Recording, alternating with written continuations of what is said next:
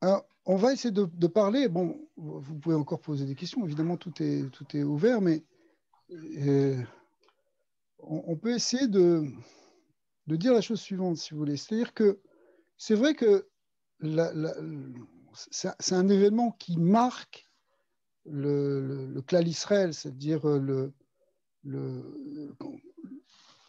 qu'on appelle en fait le peuple juif. Et en quelque sorte, on vient de dire, il naît au moment de Pessah. Mais il n'y a pas que ça. Il y a aussi une dimension dans la fête de Pessah qui est une dimension spirituelle, où on a une perception finalement de ce qu'on appelle la liberté. Alors cette liberté, il faudrait essayer de la définir parce que c'est sûr qu'on peut voir l'histoire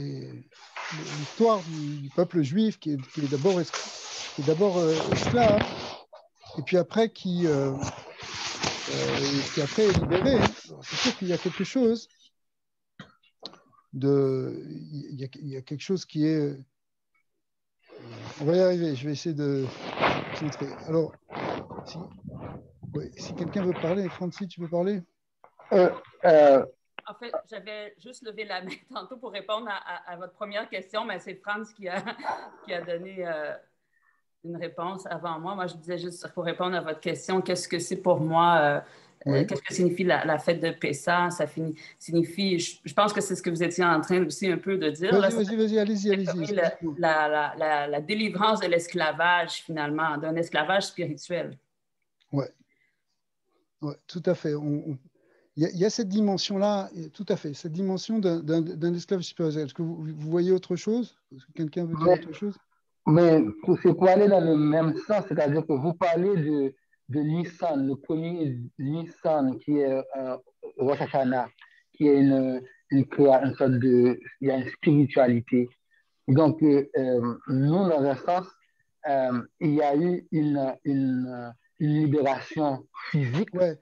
Alors, on va essayer de parler un peu de la liberté un peu telle qu'elle est envisagée dans le judaïsme. Parce que, si vous voulez, alors, je vais vous dire d'abord que ça peut être bizarre, vu de l'extérieur, la fête de Pessah. Parce que d'un côté, c'est une fête de la liberté, et en même temps, on voit qu'elle est très scrupuleusement codifiée dans le monde de la halakha. C'est des lois qui sont d'ailleurs assez complexes sur des choses qui sont, on pourrait se dire, mais quel rapport il y a avec la liberté? Je vais vous donner un exemple. Bon, d'abord, on est d'accord qu'il y a une idée de liberté, de libération spirituelle, de sortir de l'esclavage. Vous savez que le mot Mitzrayim, qui veut dire en hébreu l'Égypte, le mot Mitzrayim c'est l'Égypte, mais ça vient du mot de la racine qui veut dire Metzar. Metzar, ça veut dire étroitesse, l'étau, l'enfermement. Donc l'idée de sortir d'Égypte, ce n'est pas simplement un événement historique, c'est aussi évidemment, au sens où on le comprend, c'est-à-dire c'est sortir d'une certaine étroitesse, d'une certaine limite, d'une certaine oppression, quelle qu'elle soit.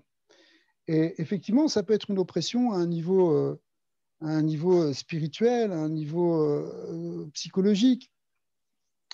Maintenant, quand on dit ça, c'est compliqué parce que dans le judaïsme, la fête de Pâques, de Pessah, elle est marquée par des lois très précises. Ce n'est pas simplement la liberté au sens où, ça y est, on est complètement libéré, on peut faire un peu ce qu'on veut.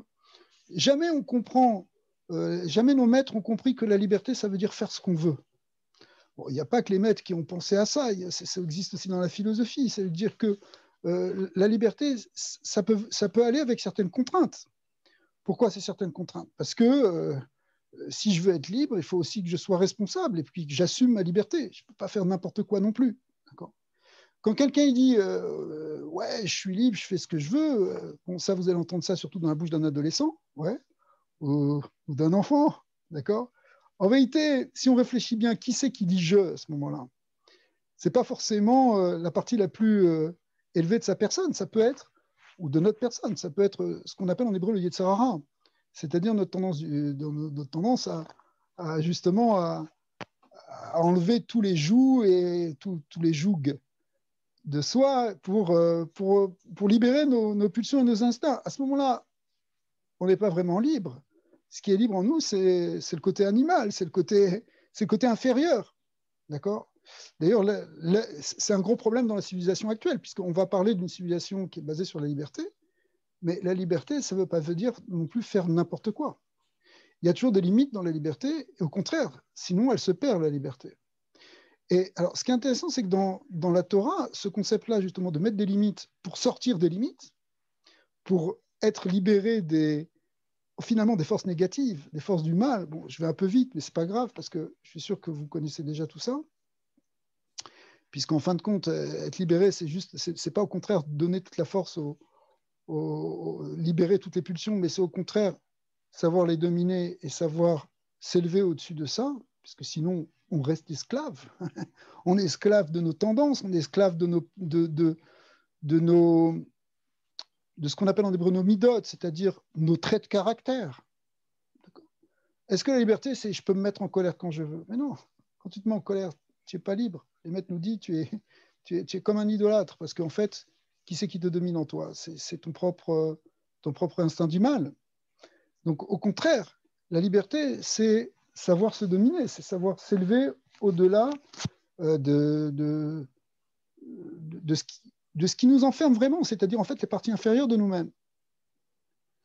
Et pour cela, la Torah va nous donner un certain nombre de lois, c'est-à-dire les Bnei Israël, quand ils font la fête de Pessah, c'est pas simplement qu'on va manger une galette assis autour d'une table.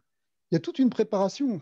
Ça commence, c'est marqué dans le Talmud qu'on se prépare un mois à l'avance, au moins un mois à l'avance de préparation pour arriver à la fête de Pessah, pour vous dire à quel point c'est prenant. C'est pour ça que quand on a discuté tout à l'heure, effectivement, on est un peu dedans, donc c'est pour ça que je voulais parler de ça. Pourquoi un peu? Alors, même concrètement, il y a par exemple une loi, parce que souvent on sait que, bon, tout le monde sait que la fête de Pessah, on mange des pains azim, on mange des galettes qui rappellent ce pain qui ne pouvait pas lever en Égypte quand on était esclave. Mais en réalité, c'est tellement profond cette galette, elle est tellement sacrée, cette matzah, en hébreu le mot matzah, qu'on va essayer de le développer un petit peu. Mais parallèlement, c'est pas simplement qu'on va manger cette matzah, c'est qu'on va enlever aussi ce qui est le contraire de la matzah, ce qu'on appelle en hébreu le chametz, c'est-à-dire non pas un pain azim, mais tout ce qui est pain levé. Le pain azim, c'est le contraire du pain levé, si vous voulez. Et le pain levé, c'est le pain qu'on mange d'habitude, qui en général est une pâte qui a monté. Et quand on dit le pain, c'est pas simplement le pain, c'est les gâteaux, c'est les pâtes, c'est tout ce qui est à base de céréales et qui a un temps soit peu fermenté. D'accord? Eh bien, tout ça, il faut le faire disparaître entièrement de la maison. Il faut le détruire. Il faut le chasser jusqu'à la moindre miette. Et en réalité, si on prend à la lettre ce qu'on est en train de dire, c'est-à-dire chasser et rechercher les moindres lettres, les moindres miettes de chametz, les moindres miettes de pain, tu peux te dire, mais il n'y a pas plus esclavage que ça. C'est compliqué, du pain, il y en a partout. Ouais, c'est pas... Alors, d'ailleurs, ça pose une question qui est une vraie question que les maîtres se posent, de se dire, attends, je ne comprends pas, pourquoi tu devrais enlever le pain levé pendant une semaine et dire que c'est même interdit à la consommation, et puis alors c'est un interdit qui est tellement fort qu'on ne peut même pas en avoir chez soi. Normalement, quelque chose qui n'est pas cachère, tu n'as pas le droit de le manger, mais le posséder, ce n'est pas interdit. Il n'y a pas d'interdit de posséder de la viande pas cachère, par exemple. D'accord? Ce qui est interdit pour un juif, c'est de la manger.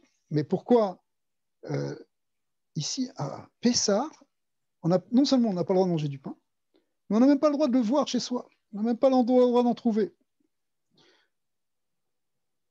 La question qui est encore plus forte, c'est comment quelque chose qui est permis toute l'année peut devenir interdit.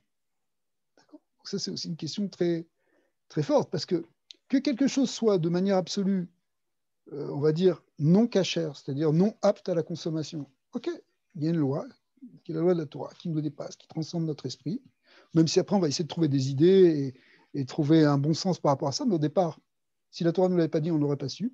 D'accord? Elle va nous dire ça c'est cachère, ça c'est pas cachère. Ok, mais ça bouge pas, c'est fixe, c'est comme ça. Mais maintenant, quelque chose qui est extrêmement cachère, puisqu'on en mange tous les jours, quelque chose qui est la base de l'alimentation, le pain. Et voilà que pendant une semaine, ça devient la pire des choses. Ça devient quelque chose qui est, je ne dirais pas le cauchemar, mais qui est le fait qu'on voit ça comme quelque chose d'absolument grave. C'est même considéré comme un interdit plus grave que n'importe quel autre aliment, pas cachère. Et c'est complètement, je veux dire, c'est quelque chose qui est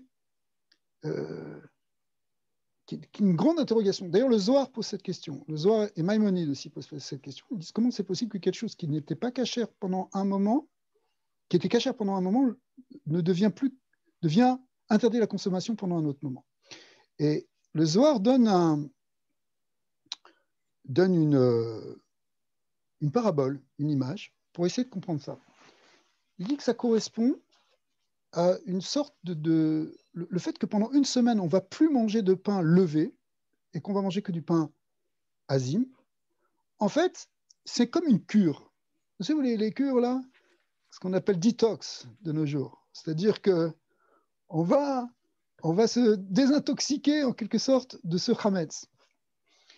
Et le fait qu'on va se désintoxiquer, bon, ce n'est pas exactement le mot qui est employé par le Zohar, mais le fait qu'on va se couper pendant une semaine de ce pain-là, en quelque sorte, c'est ça qui va nous permettre de pouvoir le consommer toute l'année. Alors maintenant, la question, elle revient, de quoi tu parles? Si tu as un problème de foie, alors il faut aller voir Marie-Myriam, elle va vous donner les conseils pour faire une vraie détox. Mais là, le pain, qu'est-ce que ça change que tu n'en aies pas mangé pendant une semaine? D'accord? Surtout que tu manges en fait du pain aussi, puisque la matzah, ce pain azim, c'est quand même du pain, c'est aussi de la farine et de l'eau. Ok, il n'y a pas de levure, et le pain n'a pas monté, mais c'est quand même du pain. Donc, ce n'est pas quelque chose réellement de médical, ce dont on parle quand on parle de cure. C'est une image à un niveau spirituel. C'est que pendant une semaine, il faut qu'on se prive de, non pas vraiment le hametz, bien sûr, on se prive concrètement de ce pain levé, mais au fond, c'est pour se priver de ce qu'il y a derrière, de ce que ça représente spirituellement. Alors, ce que ça représente spirituellement, et c'est là qu'on va commencer à répondre un petit peu à notre question sur ce que représente la liberté de Pessah. Oui.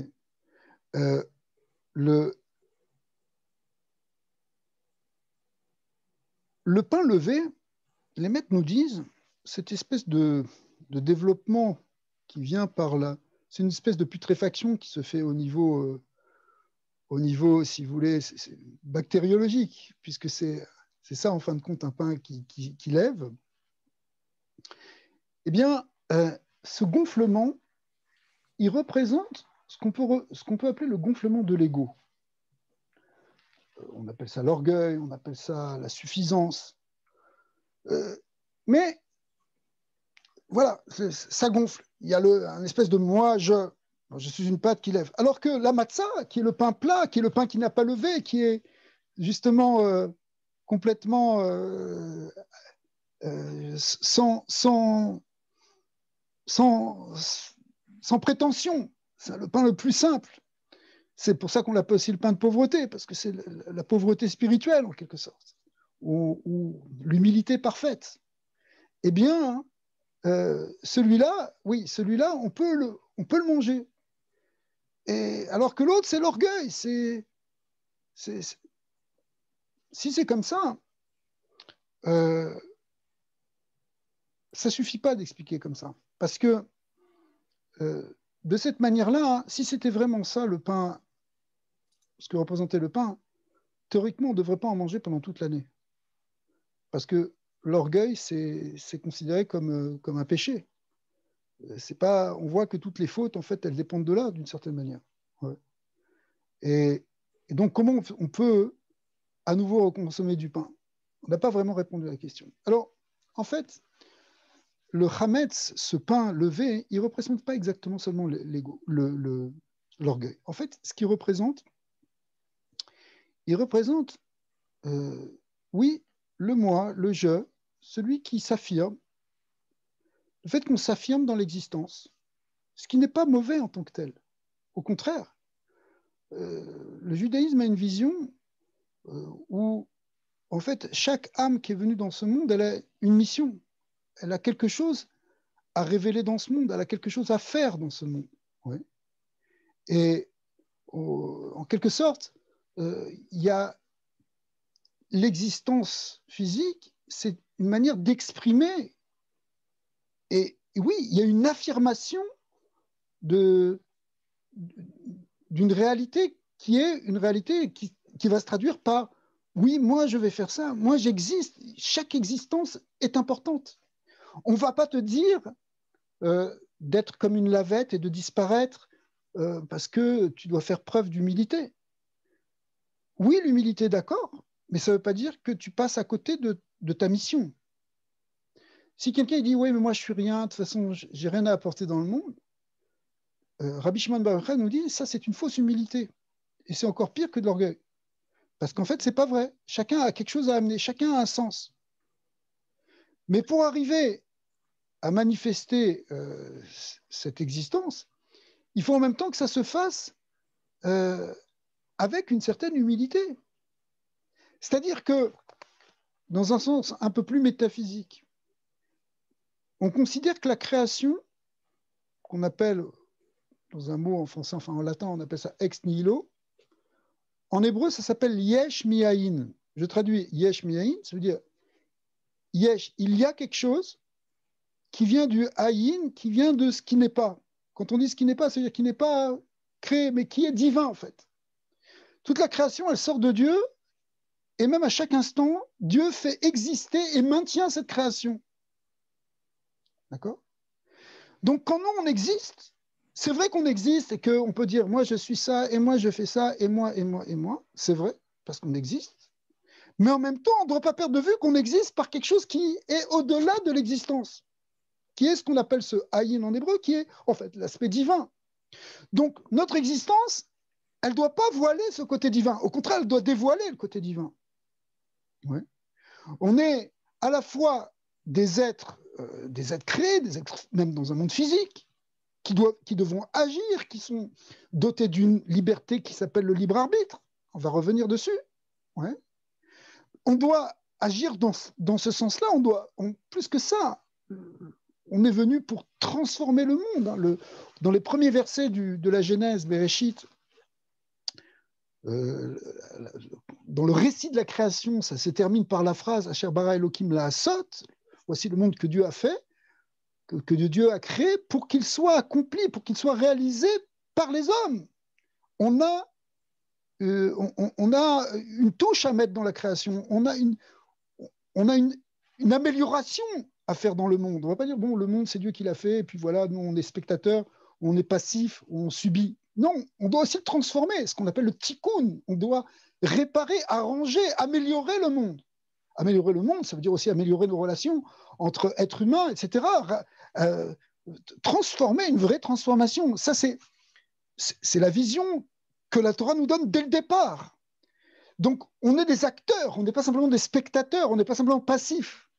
Mais en même temps, tu risques de te perdre dans cette existence. Tu penses que tout dépend de toi.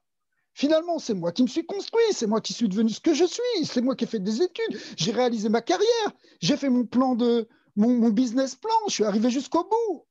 Très bien. Mais n'oublie pas qu'à chaque instant, si tu peux respirer, c'est parce que Dieu te permet de respirer. Si tu peux penser, c'est parce qu'Hachem te donne des pensées. Si tu peux parler, c'est parce qu'Hachem t'ouvre la bouche. Quand tu as ça, en même temps, tu ouvres la bouche, en même temps, tu penses, en même temps, tu respires, et en même temps, tu sais d'où tu viens. Tu es connecté ou tu connectes ce yesh, ça veut dire l'existence avec le haïn, c'est-à-dire l'être suprême divin. Tu arrives à faire ce lien. D'accord ? Pour faire ce lien, il faut à un moment que ce yesh-là, ce je suis, ce moi-je, il s'efface. Efface ça pendant une semaine. Pendant une semaine, arrête, laisse simplement la place à la matzah, c'est-à-dire à l'essence divine. Le Baal HaTanya, dont vous avez sûrement entendu parler, le grand maître, le premier rabbi du courant chassidique de Chabad, lorsque le soir du Seder, il était dans une extase extraordinaire, il tenait la matzah dans les mains, il disait, au travers de la matzah, il saisit la matzah, mais il saisit Elokut, il saisit le divin, il perçoit qu'il y a le divin dans le monde. La fête de Pessah, elle nous ramène à l'origine. C'est une naissance. Mais l'origine, c'est pas seulement la naissance du peuple d'Israël qui est sorti d'Égypte, ça c'est extérieurement. L'autre origine, c'est le fait que notre âme, elle est sortie d'une matrice divine et qu'on existe à chaque instant parce qu'on sort de cette matrice divine. À Pessah, il faut rentrer dans ça. C'est ça ce que fait spirituellement, si vous voulez, le peuple juif, en tout cas ceux qui essayent de trouver une certaine profondeur dans la fête de Pessah.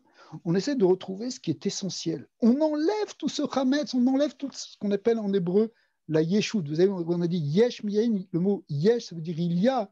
La yeshut, ça veut dire le fait d'exister en tant que soi, en tant que moi. Ça, on l'enlève. On fait l'annulation de l'ego.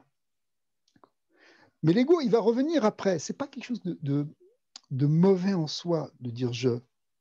Ce qui est mauvais, c'est de le dire avec suffisance, le dire avec orgueil, le dire en pensant qu'on est soi-même maître de nous-mêmes et maître du monde. Quand l'ego il va dans son gonflement le plus grand, ça donne tous ces dictateurs qui se prennent pour Dieu. D'accord ? Mais en réalité, même nous, on est des petits dictateurs parfois. Dictateurs avec nos enfants, dictateurs avec nos employés, que sais-je, d'accord ? Parce qu'on croit que ça dépend de nous. Alors quand ça ne va pas, on s'énerve. Quoi ? Qu'est-ce qui peut s'opposer à ma volonté ? Mais attends, ta volonté, il y a une volonté suprême, il y a une volonté divine. Ah, ça ne va pas comme ma volonté. Je ne suis pas content, je m'énerve. Qui est le plus libre ? Celui à qui tout le monde obéit ? Celui qui impose sa volonté ? Celui qui écrase les autres ? Ou bien celui qui sait que finalement ça ne dépend pas de lui, même s'il doit faire des choses. Attention, ce n'est pas une déresponsabilisation, parce que au contraire, on te demande de te responsabiliser après. D'une certaine manière, on ne peut pas envisager la fête de Pessah uniquement en tant que telle. Il faut l'envisager dans un cycle qui commence avec Pessah et qui va aller jusqu'au don de la Torah à Shavuot, c'est-à-dire 7 semaines plus tard, le 50e jour à partir de Pessah. Il y aura le don de la Torah. Et entre les deux, il y a toute une période où on fait tout un rituel qui s'appelle le conte du Homer, où en fait on travaille de jour en jour, pour justement essayer de s'améliorer, pour essayer de se transformer, de s'élever spirituellement, pour ne pas être simplement justement dépendant de nos réactions premières. Tu veux dire quelque chose, Jean-François ? Ah oui, ben écoute, vous avez expliqué ça souvent. Vous me direz si le rapprochement est juste, là. Il y a seulement un qualificatif qui est dit « Moshe était le plus humble des hommes ». C'est comme la seule qualité qu'on retrouve en lui, mais suite à votre question du départ, je n'avais jamais fait le lien. Est-ce que ça voudrait dire que sans humilité, impossible la sortie d'Égypte? Eh oui, 100%. 100%. C'est-à-dire, alors, Moshe, c'est l'extrême humilité. La Torah elle-même, regardez, d'ailleurs, c'est absolument incroyable parce que finalement, celui qui écrit la Torah, c'est Moshe. Et il écrit qu'il est l'homme le plus humble du monde. Donc, c'est quand même une forme un peu orgueilleuse, on pourrait dire. Comment tu peux dire que tu es l'homme le plus humble et l'écrire ? Mais alors, c'est une question. La réponse est, effectivement, c'est parce qu'il est l'homme le plus humble qu'il peut l'écrire. C'est-à-dire que, parce que la Torah, elle est vraie, en fait, elle est dictée, quand on dit il l'écrit sous la dictée d'Hachem, si vous voulez. Mais si c'est écrit, c'est que c'est vrai, c'est-à-dire qu'il est tellement effacé qu'il peut même écrire ça. Ouais. C'est-à-dire, la vraie humilité, elle ne veut pas dire non plus encore une fois, ça ne veut pas dire qu'on est un tapis, carpet, une serpillière, ça n'a rien à voir avec ça. La vraie humilité, ça veut dire qu'on s'efface par rapport à notre source. Mais après, il y a un jeu qui peut être dit. Moïse, il va dire je. Les grands maîtres de la Torah, ils sont très humbles, mais en même temps, ils prennent des décisions et ils sont capables d'être des leaders. C'est d'ailleurs toute la difficulté. Il y a une Torah de Rabbi Nachman qui pose cette question, qui dit un dirigeant du peuple juif, un dirigeant du peuple d'Israël, il doit être à l'image de Moïse, quelqu'un qui est plein de clémence, ce qu'on appelle en hébreu la rachmanout. Ça ne doit pas être un dictateur, ça ne doit pas être un roi qui impose, comme on voit dans beaucoup de pays. D'accord ? C'est la tendance facile pour un roi ça bouge. Voilà, on a lu il n'y a pas longtemps l'histoire de Pourim, vous vous rappelez, bon, vous avez exactement l'image d'un monarque à l'ego démesuré, qui fait un festin de 6 mois pour fêter son apogée, qui est capable de condamner à mort son Premier ministre ou sa propre reine, parce qu'il a un coup de colère. Si quelqu'un rentre dans son palais, il risque sa vie à chaque instant. C'est ça qu'on voit. Esther, elle n'osait pas y aller parce qu'elle se dit, mais attends, dès qu'on rentre, s'il n'est pas de bonne humeur, tac, on peut être condamné à mort. Donc ça, si vous voulez, c'est le despotisme absolu. Et c'est évident, il a un harem avec des milliers de femmes, ça pour montrer aussi le côté complètement aussi cette exagération et cette folie aussi par rapport aux femmes, c'est-à-dire de domination des femmes, ce qui est évidemment le contraire de ce qu'on demande dans le judaïsme, d'accord, puisque même les rois sont limités dans les mariages. Vous savez que, bon, à l'époque, un homme pouvait se marier avec plusieurs femmes, c'était encore...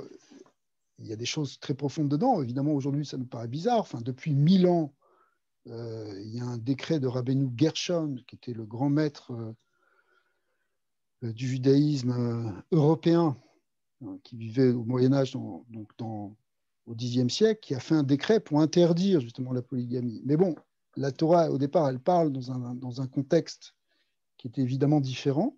Mais même là, elle met des limites. Un roi n'a pas le droit d'avoir trop de chevaux, il n'a pas le droit d'avoir trop de femmes, etc. C'est limité. Alors que, bon, ce n'était pas comme ça dans l'Antiquité et dans l'Orient. Mais donc la Torah a mis des limites. Mais en vérité, ce n'est pas une question de limite, c'est une question d'approche. On demande au roi d'être quelqu'un qui a de la miséricorde, quelqu'un qui a de la bonté, qui n'est pas là pour écraser les autres. D'accord ? C'est ça un vrai dirigeant d'Israël, normalement. Et en même temps, ce dirigeant, il doit aussi s'opposer ou faire face à des courants, à des gens qui vont eux-mêmes essayer de fomenter contre lui. Et évidemment, tout le monde va essayer de voir son pouvoir, ça existe dans tous les pays. D'accord ? Il va y avoir même des méchants, des gens mauvais. Et il faudra bien qu'ils réagissent par rapport à ça. Donc, sa miséricorde, elle va être éprouvée par le fait de mettre aussi des limites et d'affirmer une certaine autorité. D'accord ? Et donc, c'est quelque chose qui est une équation qui est difficile.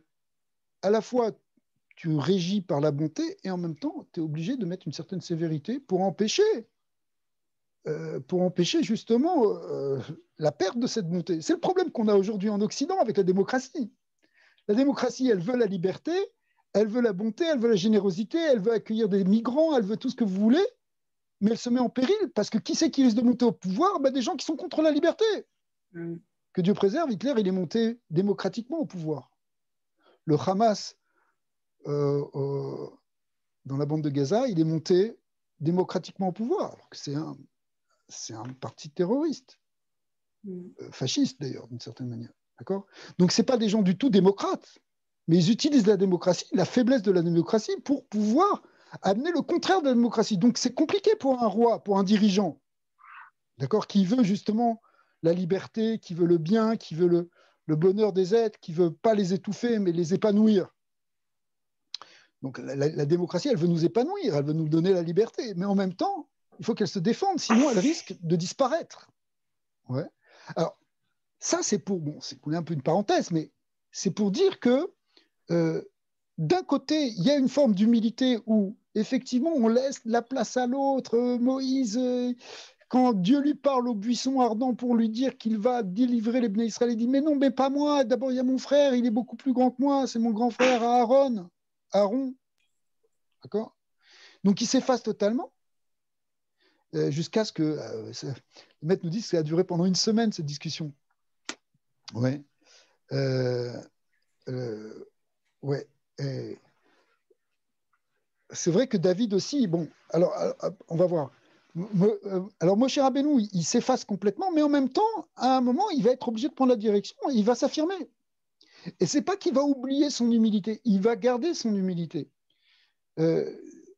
c'est vrai que Moïse, il avait l'air d'être naturellement humble. En vérité, on ne nous dit pas toute sa jeunesse, comment il a travaillé. Ce n'était pas évident pour lui parce qu'il a grandi dans le palais de Pharaon.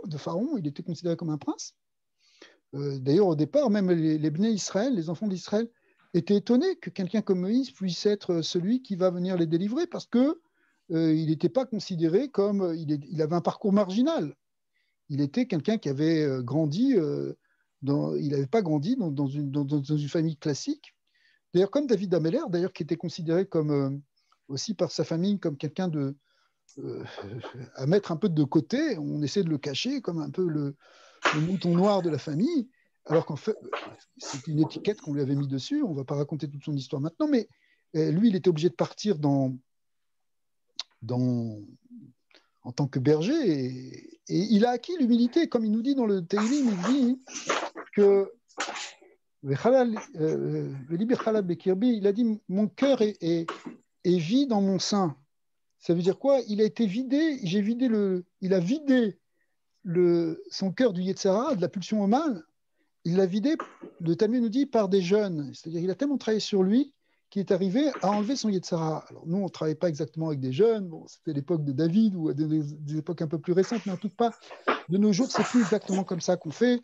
Le Rabbi Lubavitch a beaucoup a repoussé l'idée de se faire des mortifications, de se faire des jeûnes. Il n'était pas pour le fait de faire des jeûnes. Il y a d'autres manières de travailler sur soi. Mais c'est sûr qu'il y a un travail à faire sur soi. C'est possible que Moïse aussi ait fait ce travail sur lui. Ce n'était pas forcément inné comme ça. Mais disons que ce n'est pas vraiment raconté. C'est un peu mystérieux sa jeunesse. Par contre, David, oui, c'est vrai qu'on nous raconte ça. On voit d'autres cas, d'autres grands maîtres de la Torah qui ont fait un grand travail sur eux. Et on a tous un travail à faire sur nous pour enlever ce Yetzara.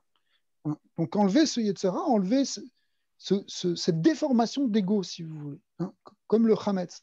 Donc le Hametz, il est à la fois au départ, on le voit comme quelque chose de négatif. C'est négatif s'il y en a trop, si l'ego est démesuré, s'il nous enlève, il nous détourne, ou bien après, on va pouvoir l'affirmer. Après Pessah, on va pouvoir à nouveau consommer du Hametz, de ce pain levé, pour montrer qu'on peut aussi s'exprimer, on peut aussi affirmer notre existence et l'amener dans ce monde. Maintenant, il y a des choses qui sont très paradoxales dans la fête de Pessah. Là, on a parlé sur cette curiosité de Hametz et de la matzah. Oui, bien sûr, Avram aussi, il était dans l'humilité. En fait, tous les grands patriarches, Avram Avinu, en même temps, il était effectivement humble, et en même temps, vous avez raison, Loulia, et en même temps, il s'est affirmé, il a été capable même d'aller contre le monde entier, dans le monde dans lequel il était, il s'est complètement marginalisé, il est allé à l'encontre du monde de Nemrod et de toute cette génération qui était très idolâtre. Et il a été capable de générer, en fait, pas simplement un courant à l'époque, mais de générer, en fait, c'est ce qui va donner ensuite le judaïsme. D'accord ? Alors, donc, son humilité, elle n'a pas été de se dire, je vais rester dans un petit coin et voilà, je vais prier dans mon coin et c'est tout. Non, il a essayé de transformer le monde, il a amené sa doctrine, il a amené la notion du Dieu un dans le monde, d'accord ? C'est le premier à avoir vraiment manifesté la notion de monothéisme, bien que ça existait avant, mais celui qui l'a réanimé dans un monde d'idolâtrie, eh bien, c'est Avraham Avinu, et il a eu le courage de le faire. Donc, au contraire, ça veut dire le courage. Maintenant, peut-être on peut essayer peut-être vous partager quelque chose qui est aussi une curiosité apparente dans la fête de Pessah, mais qui est en fait probablement une grande clé et qui peut être utilisée après à un autre niveau.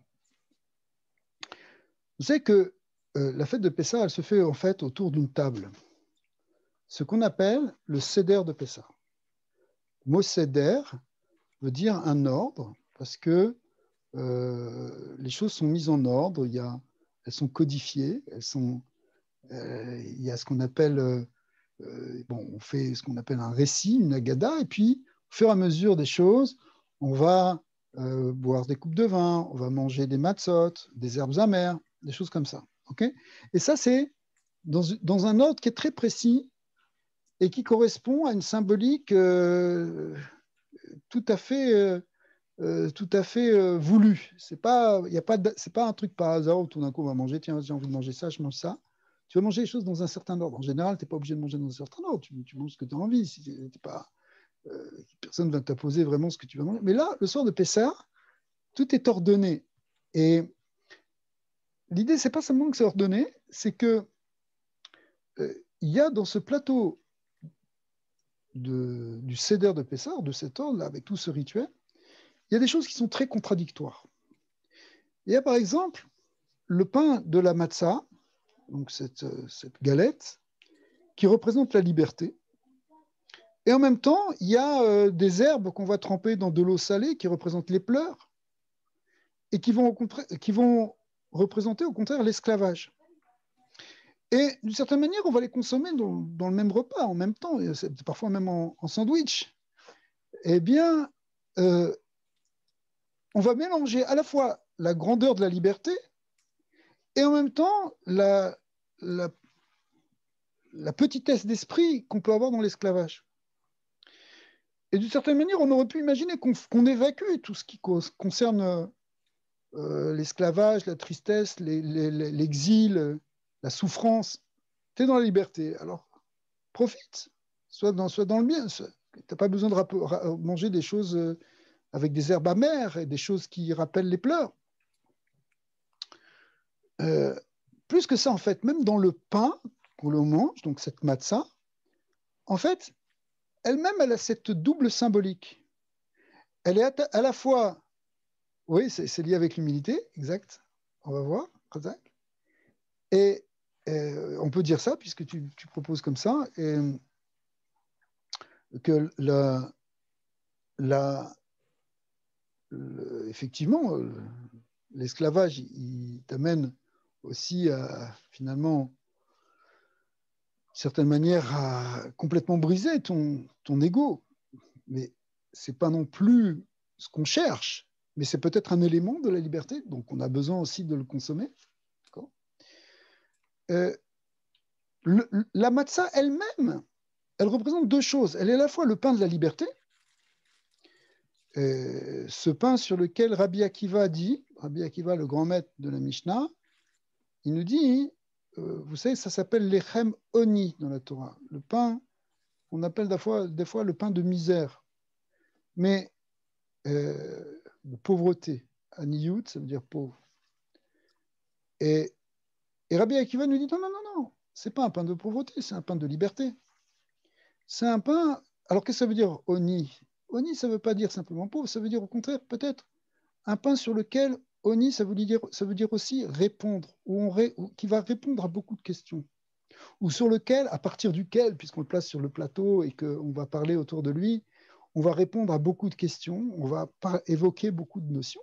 Mais en fait, quand tu as des réponses, ça veut dire que tu es au contraire dans la compréhension. Parce qu'on a tous des questions dans la vie, ouais, mais on a des questions, mais en même temps, quand on a des réponses, c'est ça finalement la liberté. Le fait de comprendre la liberté spirituelle, c'est quand tout d'un coup, tu as enfin compris le sens de l'existence, le sens de ton existence, des questions fondamentales que tu y réponds, tu sors en fait d'un enfermement. Quand tu sors des doutes, par exemple, quand tu as des doutes, que tu ne sais pas où tu es, tu ne sais pas quoi faire dans ta vie, quand finalement tu comprends et que tu donnes du sens, ça touche un point de la liberté. Et donc, Rabbi Akiva, il prend un peu le contre-pied, comme souvent, et vient nous dire, c'est vrai que ça s'appelle le pain de misère, parce que c'est le pain de l'esclave qui n'a pas le temps de laisser monter son pain. Il faut vite vous savez, un esclave, il n'est pas maître de son temps. C'est quelque chose qui est très intéressant dans le monde d'aujourd'hui. Est-ce qu'on est maître de son temps ou pas? Un esclave, il doit être à tout instant disponible si son maître l'appelle. Donc, à tout moment, son maître peut lui dire va faire ci, va faire ça. Donc, on n'est pas en train de calculer si tu es en train de manger ou pas en train de manger, donc il faut que tu sois tout le temps prêt. Donc c'est pour ça que le pauvre n'a pas le temps, l'esclave n'a pas le temps de lever sa patte parce qu'il ne sait pas s'il aura le temps de manger. Donc autant qu'il mange le plus vite possible. Ça, c'est l'explication simple, si vous voulez. Mais du coup, cette matzah, elle représente deux choses. À la fois le pain de misère que nos pères ont mangé en Égypte, c'est-à-dire en fait le pain de l'esclavage, de la petitesse, de l'absence de liberté, et en même temps, le pain de la compréhension, le pain, comme on disait tout à l'heure, le pain qui nous fait percevoir le divin dans le monde. Celui qui nous connecte avec notre origine spirituelle, c'est-à-dire avec notre âme. D'accord ? On ne fait pas que manger physiquement quand on mange une matzah. Symboliquement, on est en train de prendre conscience de l'origine divine de tout ce qui existe. Et là, on touche un point qui est très important parce que, si vous voulez, dans le langage kabbalistique, ça, on appelle ça, si vous voulez, la grandeur. La grandeur, le grand, ce qui est grand, bah, c'est la conscience de Dieu. Quand quelqu'un vit dans la conscience qu'il y a un Dieu, que c'est Hachem qui dirige le monde, que c'est lui qui fait tout exister à tout instant, il est dans des grandes idées, il est dans une compréhension de choses élevées.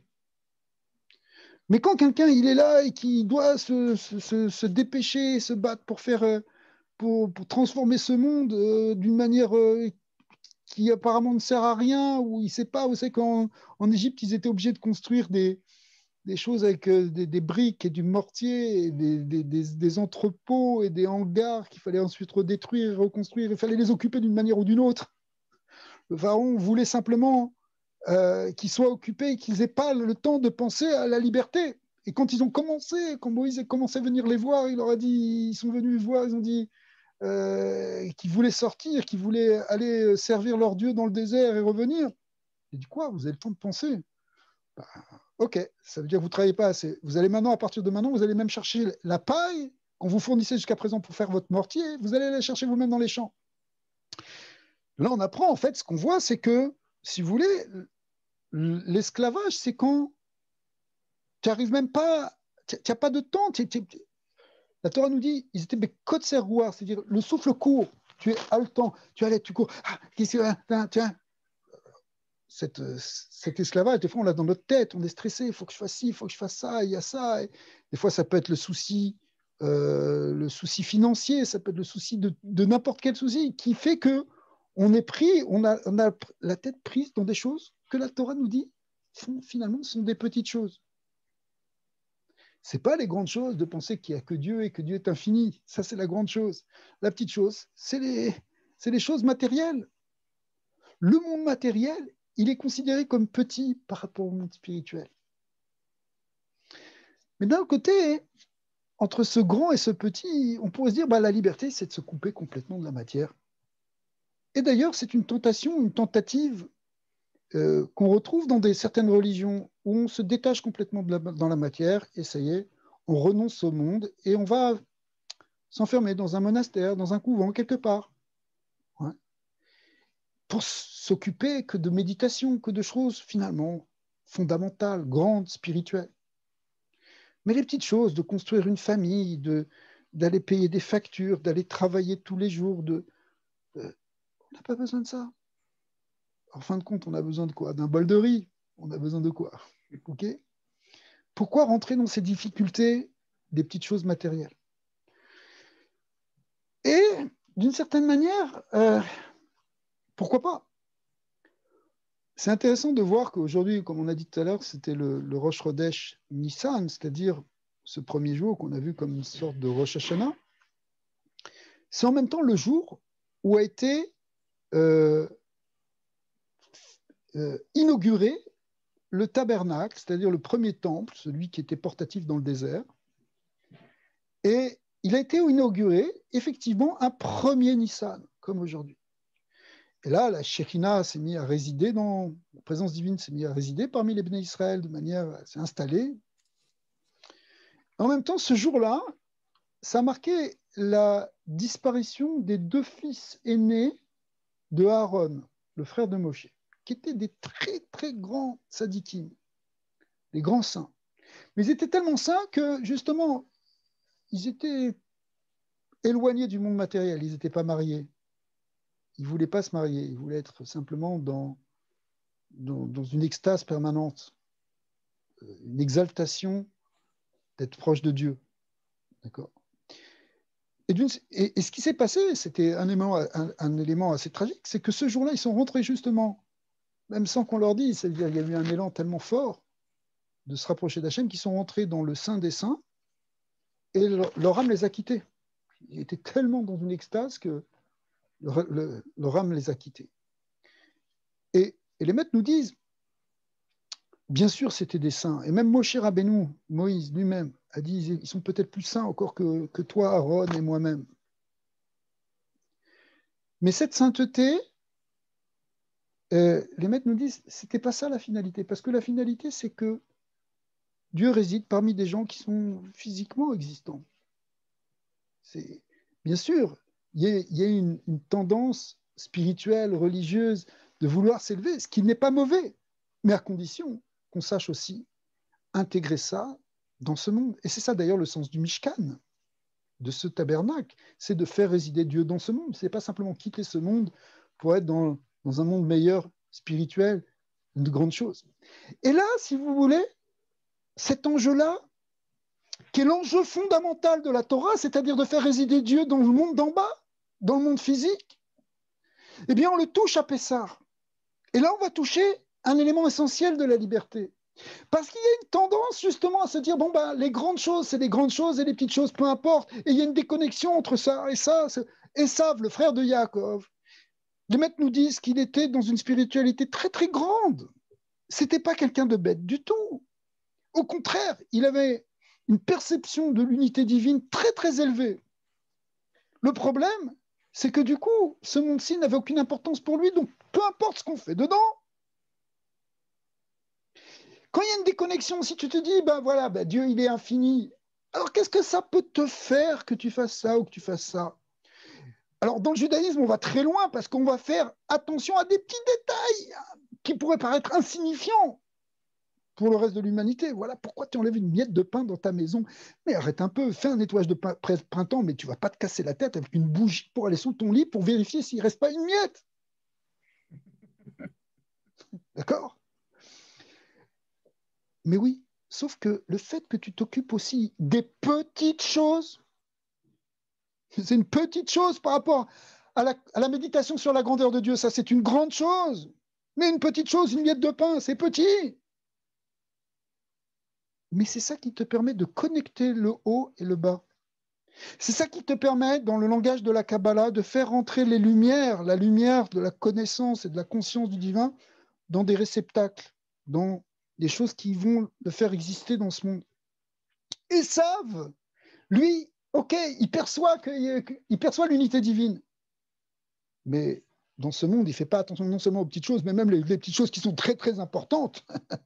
Comme il fait toutes les avérotes, il fait tous les péchés. C'est plus des petites choses finalement.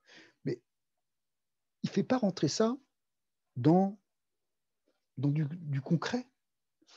Yaakov, justement, avant de rencontrer Esav, et même avant de se battre contre l'ange spirituel d'Esav, c'est-à-dire cette lutte spirituelle contre l'ange, ce fameux passage dans Parashat Vaishlar, dans le livre de Bereshit, où pendant toute une nuit, il va se battre contre l'ange. En fait, pourquoi il se bat contre l'ange? Il vient de faire traverser sa famille, il vient de lui faire passer ce qu'on appelle en hébreu le Mahavar Yabok, c'est-à-dire cette petite rivière du Yabok, mais qui est évidemment une symbolique très très grande, on la développera peut-être un jour. Mais il a fait passer sa famille, et maintenant il revient parce qu'il a oublié quelque chose, et il va dans une grotte où il avait oublié ce qu'on appelle, les maîtres nous disent, des pachim ktanim, des petites fioles, des petits kelim, des petites choses. Et Rachid nous dit, parce que pour lui, des petits objets, c'était important parce que c'était quelqu'un qui ne volait pas, il faisait très attention au vol, et donc chaque chose avait une importance. Il y a quelque chose de très profond dans cette explication de Rachid, c'est que finalement, les petites choses de ce monde, elles peuvent avoir beaucoup de sens. Elles peuvent avoir beaucoup de sens et beaucoup de chance peut-être, mais beaucoup de sens Parce que si on leur donne du sens, Esav ne lui fait pas attention. Lui, il s'en fiche. Lui, d'ailleurs, il est prêt à voler tout. Donc, peu importe, tu prends une chose, tu le jettes, tu consommes, tu t'en fiches.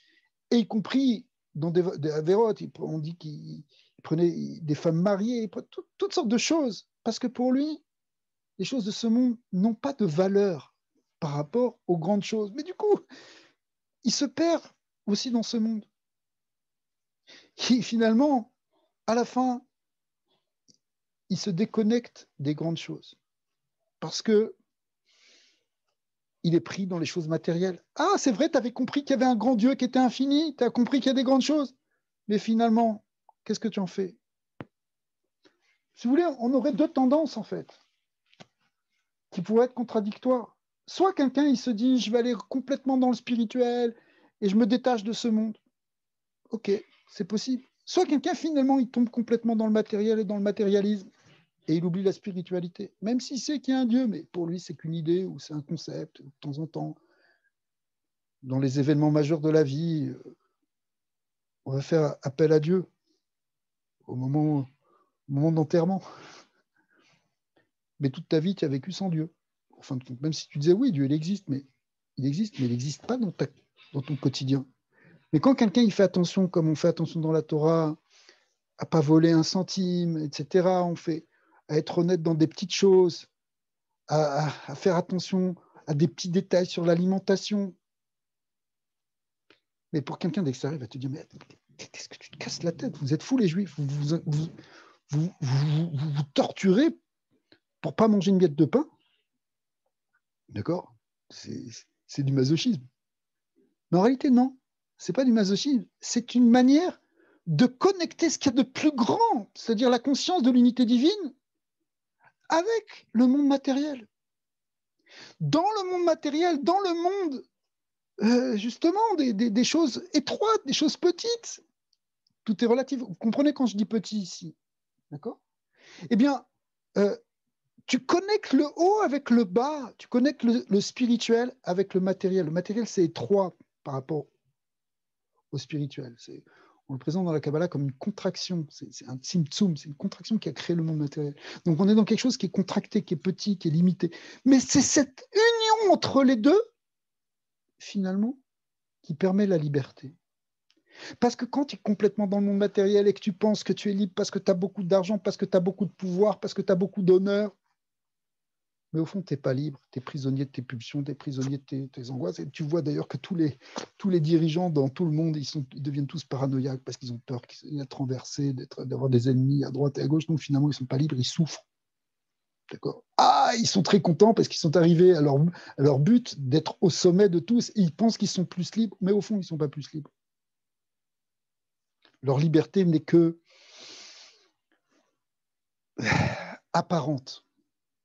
Elle n'est qu'extérieure. Mais au fond, ils sont prisonniers. Pourquoi? Parce que tu n'as pas connecté entre le spirituel et le matériel. Et si tu es seulement dans le spirituel, ok, tu touches une forme de liberté, mais au fond, tu n'avais pas besoin de venir dans ce monde. Tu n'avais pas besoin de venir dans ce monde. Reste dans le Gan Eden. Là-bas, ta neshama, elle était bien, ton âme, elle était bien. Tu n'avais pas besoin de t'incarner dans ce monde. Si c'est pour vouloir le fuir, ce monde, et se détacher de ce monde et l'oublier, alors reste là-bas. Tu n'as pas besoin de vivre. Pourquoi tu es venu exister? Si on est venu exister, c'est justement pour unifier cette existence avec ce non-être, avec ce spirituel. C'est le yesh avec le haïn, comme on a dit tout à l'heure. Unifier ce yesh et ce haïn. Amener l'essence divine, le divin, dans le monde matériel. Et à Pessah, en fait, on unifie ces deux choses-là. À la fois, la Matzal va représenter ces deux choses, à la fois représenter le Kout, le divin, et le Kout en hébreu. Elle représente le divin et en même temps l'esclavage, c'est-à-dire le monde matériel. Mais quand tu unifies les deux, en réalité, tu es vraiment libre.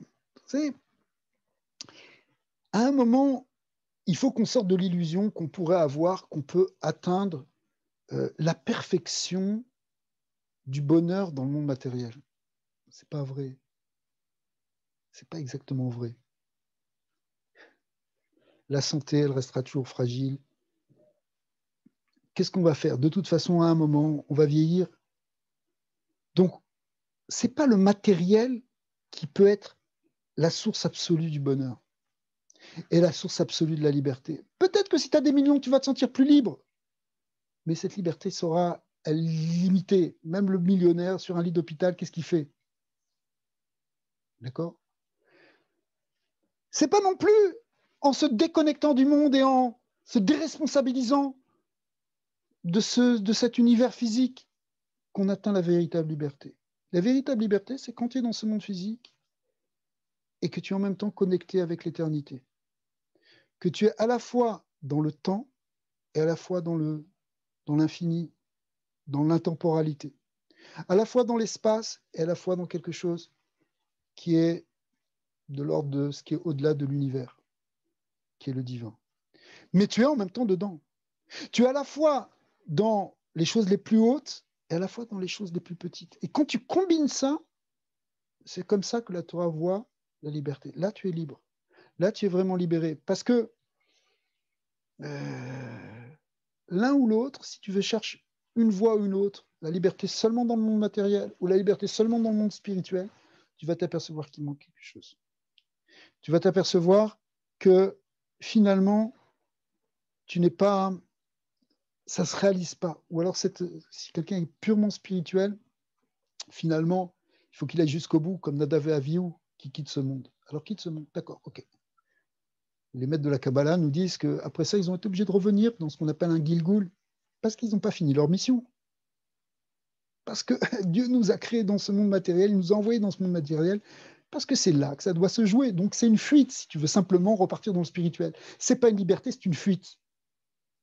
Et si tu veux rentrer dans l'illusion que tout est dans le monde matériel et que toute l'idée, c'est simplement d'arriver à la réussite matérielle et finalement, à la fin, tu vas goûter que c'était une herbe amère.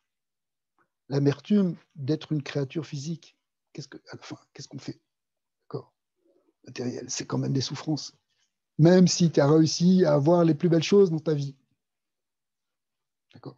Évidemment, on ne souhaite à personne d'avoir une vie misérable et une vie de pauvreté. Au contraire, dans la vision messianique qu'on a, c'est qu'au moment de Mashiach, finalement, les choses vont progresser de plus en plus. Et déjà, c'est ce qu'on est en train de vivre actuellement.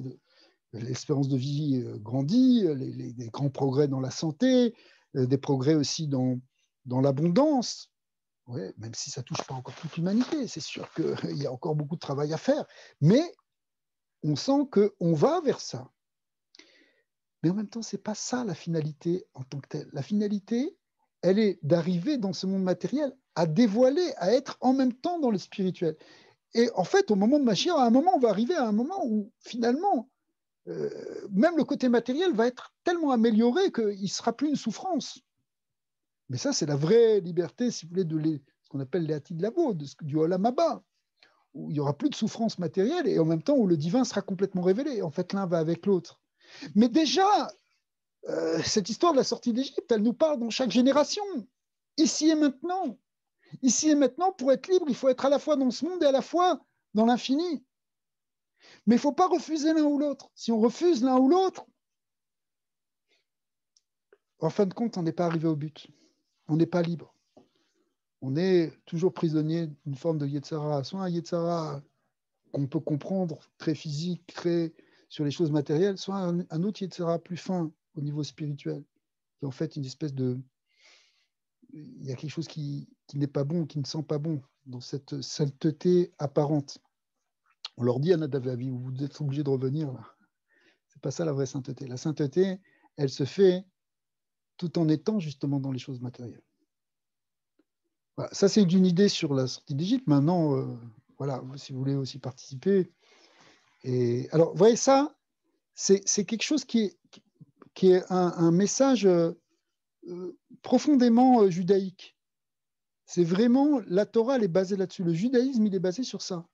Sur à la fois quelque chose de très spirituel, mais en même temps, dans les détails du monde matériel. Okay, et même dans les détails de détails de détails. Ça veut dire on rentre vraiment dans les choses. La halakha, ce qu'on appelle la halakha, la loi juive, elle rentre vraiment dans ces détails. Alors, c'est sûr que la halakha, on va dire, c'est quelque chose qui est le code de loi pour les juifs, mais en vérité, quand on se place d'un point de vue des Bnei Noach, les Bnei Noach aussi sont soumis, entre guillemets, ou acceptent de se soumettre à une forme de halakha. C'est-à-dire que, vous savez qu'il y a toute une grande partie de ce qu'on appelle le Shulchan Aruch. Shulchan Aruch, c'est le code de loi qui est écrit par Rabbi Yosef Karo, enfin, après il y a eu d'autres maîtres, etc. Mais une grande partie, en fait la quatrième partie, mais qui est la plus importante en termes de volume, qui concerne tout ce qui est le droit civique, enfin tout ce qui est l'argent, les relations civiques entre les hommes, etc. Eh bien ça les maîtres nous disent que les Bnei Noach aussi, ils sont tenus à ça.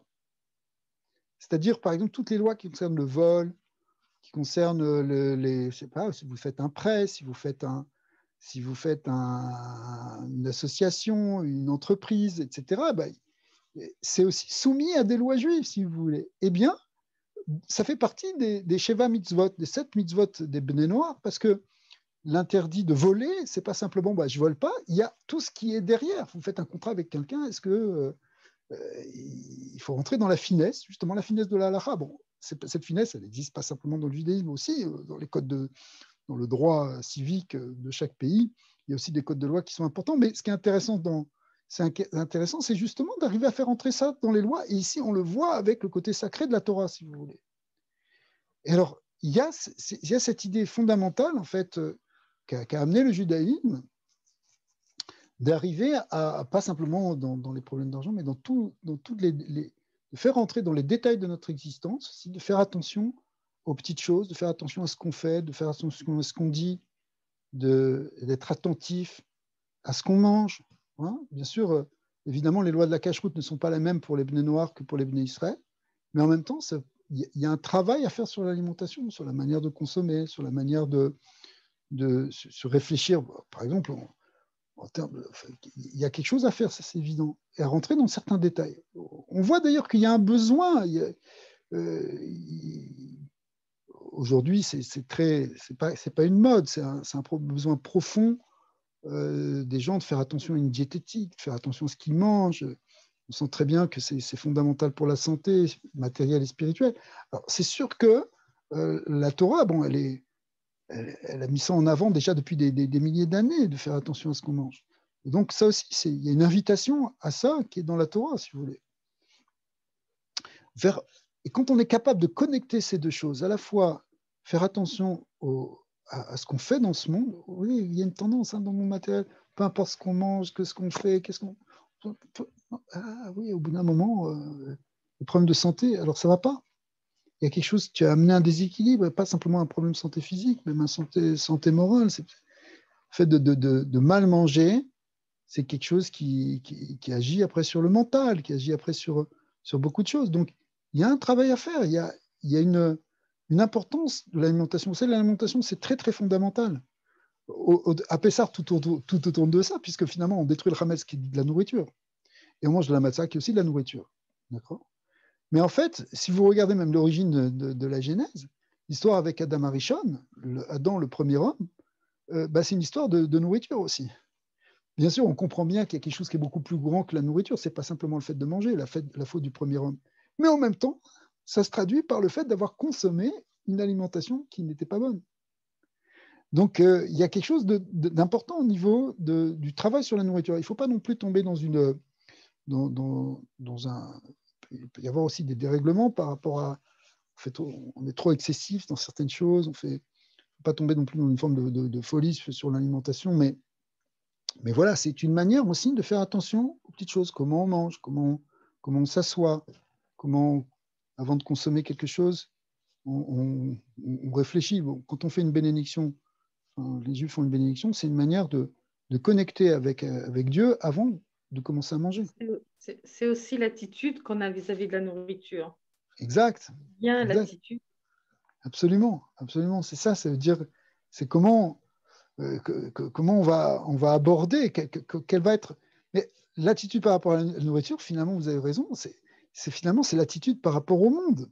C'est comment je consomme ce monde, comment j'existe dans ce monde. Est-ce que j'existe dans ce monde sans y penser et en n'entendant tourner que vers moi?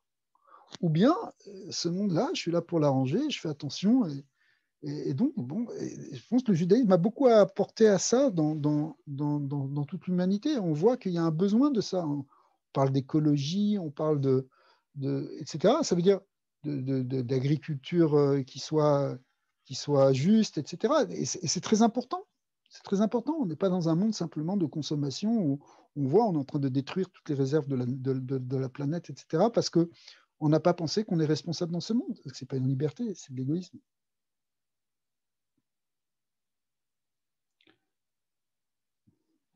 Ouais, je ne sais pas si vous avez d'autres idées, parce que quand je commence à parler, après, c'est embêtant. Est-ce que je peux reposer une question de mon Oui, côté, bien sûr. s'il n'y en a pas? Moi, c'est un rapprochement. Vous pouvez peut-être me rectifier ou corriger ou complémenter, là, mais vous parlez de joindre la connexion entre la matière et le spirituel, tout ça.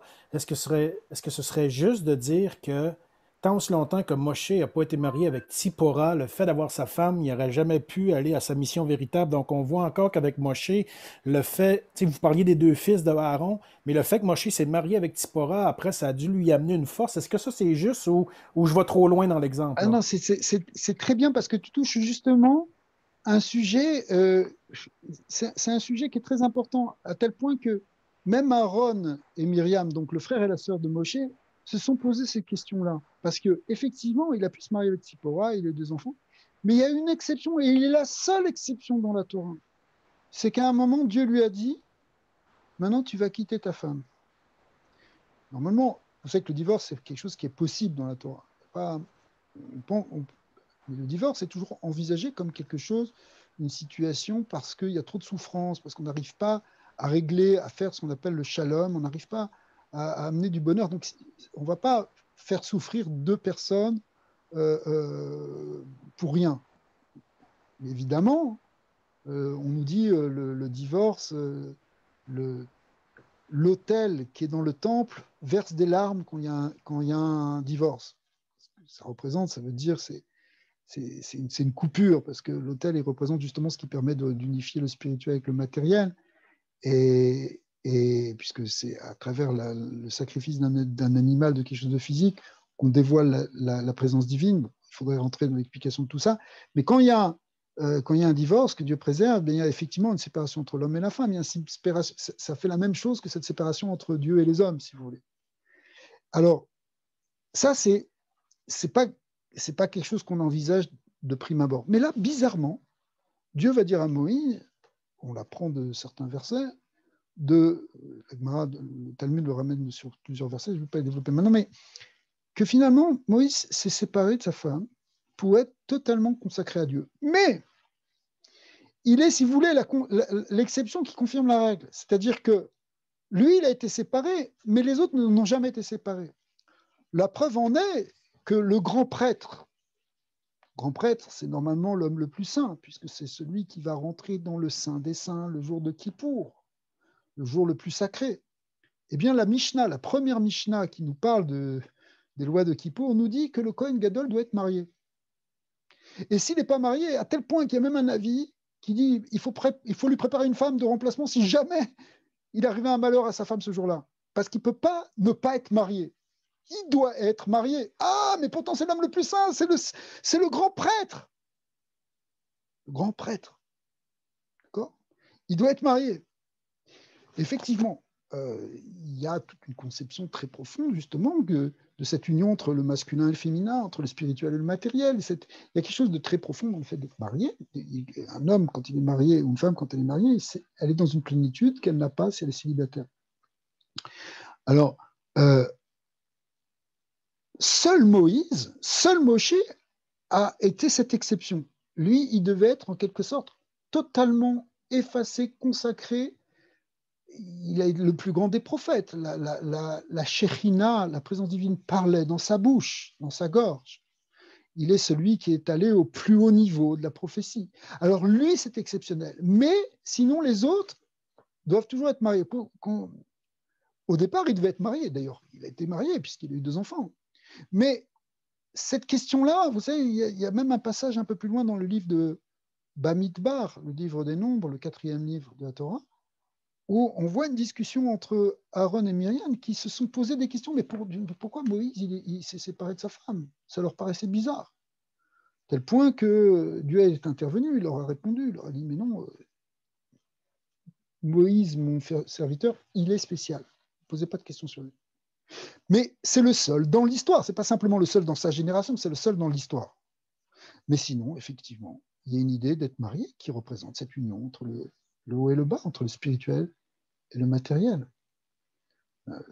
Quand la Torah elle nous dit la première mitzvah qui est marquée dans la Torah et qui s'applique d'une certaine manière à toute l'humanité, c'est quoi? En hébreu, ça se dit Peru urvu, fructifiez et multipliez-vous. Autrement dit, ayez des enfants. Mais ayez des enfants, les maîtres ont compris, construisez une famille. La première mitzvah de la Torah, c'est de faire une famille. Mais quand on dit de faire une famille, bah, effectivement, là, tu n'es plus dans ton monastère. Là. Tu vas rentrer dans les problèmes concrets, les problèmes humains, d'éducation, de tout ça, d'amener la parnassa, la subsistance, d'amener... tu deviens, non pas... Tu n'es plus un moine, mais tu es un maître de maison. Enfin, tu es quelqu'un qui vit dans le concret. Et la Torah nous demande ça en premier. Donc, il n'y a pas de contradiction au fond. Ou plus exactement, cette contradiction apparente entre le spirituel et le matériel, elle est la clé de la véritable libération, la véritable liberté. Et la liberté, ce n'est pas quelque chose qui est annexe dans la Torah. C'est quelque chose qui est, on pourrait dire, le point le plus fondamental. Regardez le premier des 10 commandements. Le premier des 10 commandements, où finalement Dieu se présente sur le mont Sinaï, c'est une voix, etc. La grande révélation, c'est les 10 commandements. Et on dit les Bnei Israël entendent les 2 premiers. Après, ils ont dit stop, Moïse, écoute, on ne peut plus. C'est trop fort. Notre âme, elle nous quitte à chaque fois. Il faut qu'on ressuscite. Le premier des 10 commandements qui, selon les maîtres de la Kabbalah, inclut toute la Torah. Le Zohar nous dit, c'est pas simplement une mitzvah, c'est pas simplement une parole, c'est une parole qui contient les 613 paroles, qui contient toute la Torah entière. Et qu'est-ce qu'elle nous dit? Je suis l'Éternel ton Dieu, Anochi Hashem Elokecha, je suis l'Éternel ton Dieu, Asher Tzeiticha Meretz Mitzrayim, qui t'a fait sortir d'Égypte, Mibet Avedim, de la maison d'esclavage. Dieu se présente, non pas comme un Dieu créateur, il aurait pu dire, je suis l'Éternel qui a créé le monde, le ciel et la terre. Il ne nous dit pas ça. Il dit, je suis l'Éternel qui t'a fait sortir d'Égypte et qui t'a libéré de la maison d'esclavage. Dieu se présente comme un libérateur. La liberté, c'est le fondement même de la Torah. La Torah est là pour nous libérer, mais elle peut nous libérer que si justement on est capable à la fois d'associer justement l'infini avec le fini. Le monde le plus élevé avec le monde le plus bas. Oui, allez-y. C'est parce que pour moi, qu'est-ce que je vois? La liberté est donnée pour que tu puisses faire des bons choix. Si tu fais les mauvais choix, tu retombes dans l'esclavage de nouveau, parce que ces choix-là vont t'amener justement à servir tout ce qui est inférieur, toutes les tendances inférieures. Là, tu es de nouveau encore dans le problème constamment. Mais les bons choix, ils vont te permettre justement de goûter à cette révélation de divinité, parce que cette force, cette puissance qui te permet d'exister, elle vient d'en haut, mais tu la goûtes seulement quand tu fais ce bon choix. C'est pour ça que c'est marqué que je mets devant toi la vie ou la mort, mais choisis la vie. Et puis l'autre chose, c'est que en lisant la paracha justement de la semaine, ce rapprochement, je l'ai vu aussi à travers que avant, dans la paracha Trouma, on a donné la description de Mishkan de l'intérieur vers la périphérie, mais ici, dans la paracha, on a vu que ça commence par la périphérie et ça finit par l'intérieur. Donc, on voit qu'il y a des idéalistes qui connaissent comment ça devrait être selon la présentation céleste, mais tu ne peux pas rester juste comme idéaliste, parce que si tu vas rester juste comme idéaliste, justement, tu vas pas être capable de faire ces choses-là concrètement, tandis que Betzalel, il savait qu'on doit commencer avec qu'est-ce qu'on a. maintenant, puis on va continuer, puis on va arriver à cette perfection au final. Pour moi, il y a des pragmatistes qui doivent être ensemble avec les idéalistes. Et c'est là que, en se joignant, c'est comme à peu près comme il y a deux mains. Il y a une main qui est pour nous la plus, comment je pourrais dire, la plus forte, là. C'est naturellement comme ça. Mais on a une deuxième qui, sans elle non plus, c'est pas bien. Et ceux qui sont des idéalistes, ils sont trop dans les nuages, ils sont trop, il faut que ça soit comme ça. Puis quand ils regardent le matériel, celui qui est dans le matériel, il dit, t'es trop... matérialiste. C'est ça, c'est comme si il sait comment ça devrait être, mais quand il regarde la réalité de la vie, il dit, il n'y en a pas un qui répond à ce... Il n'est pas conforme, il n'est pas conforme toujours. Fait il se renferme ou il devient trop rebelle, quelque chose comme ça. Mais le pragmatique, c'est le contraire. Lui, il va dire, mais moi, là, t'es trop dans la pensée idéologique. C'est comme, tu vois pas concret, tes idées, ils peuvent pas m'apporter mon pain, ils peuvent pas me répondre à mes besoins quotidiens. Là, tes idées, c'est ça. Fait que là, quand on commence à comprendre que c'est un doit complémenter l'autre, et ensemble, ils vont justement faire ce qu'il faut faire. C'est comme ça que j'ai vu dans cette paracha-là. Mais c'est très bien, ça rejoint, dans ce deuxième point que vous évoquez, ça rejoint tout à fait ce qu'on vient de développer, c'est-à-dire effectivement cette union entre le spirituel et le matériel, entre l'idéal et le concret, entre ce que vous appelez les idéalistes et les pragmatistes. Et on a les deux à la fois, on a à la fois quelque chose d'idéaliste en nous et quelque chose de pragmatique en nous. Et c'est en unifiant les deux qu'on y arrive. Effectivement, tout à fait. Et des fois, on part de l'intérieur et des fois, on part de l'extérieur, parce que des fois, on part du spirituel vers le matériel. Des fois, c'est le matériel qui va nous amener vers le spirituel. Comme on voit quand les enfants d'Israël ont amené des matériaux, ils ont amené le côté extérieur et en même temps, on en a fait une construction qui a révélé l'intérieur. On est parti de la matière pour révéler le spirituel. Et en même temps, d'un autre côté, c'est aussi la prophétie qui permet de faire descendre des choses dans le matériel. Donc, on pourrait le voir comme ça. Vous avez situé vous avez approché un petit peu différemment, mais tout à fait. Et par rapport à la première partie de votre intervention sur l'idée de libre arbitre, effectivement, il faut tout à fait le souligner. Vous avez tout à fait raison de dire que tout ça, c'est pour nous amener la véritable liberté qui va se traduire par une liberté de choix, mais pas une liberté qui est celle motivée par nos pulsions inférieures, celle qu'on a appelée le Yetzara, où on dit je fais ce que je veux parce que je fais ce que j'ai envie quand je veux. Ça, c'est pas la liberté. La vraie liberté, c'est celle qui te permet de choisir la vie, pas ce qui est l'illusion de la vie. L'illusion de la vie, c'est je vais vers l'immédiat, je vais vers le plaisir immédiat, vers le besoin immédiat. Très bien, ok, c'est ça, mais peut-être tu vas détruire ton monde, peut-être tu vas détruire même ton corps, on va savoir. Et c'est au contraire être capable d'affirmer cette liberté de choisir le bien, de choisir la vie dans le monde. C'est ça qu'on nous demande. Je crois que la liberté, c'est quand on a le choix et qu'on choisit, on choisit en fin de compte la vie. Choisir le Yetzirara, c'est de nouveau tomber dans l'esclavage, on devient prisonnier parce qu'on est sur une pente glissante et on se laisse aller. Et ouais. Donc ça, c'est pas la liberté. La liberté, c'est d'y aller contre le courant. C'est très difficile, mais c'est ça la liberté. Oui, c'est exactement ce qu'a fait Abraham au début.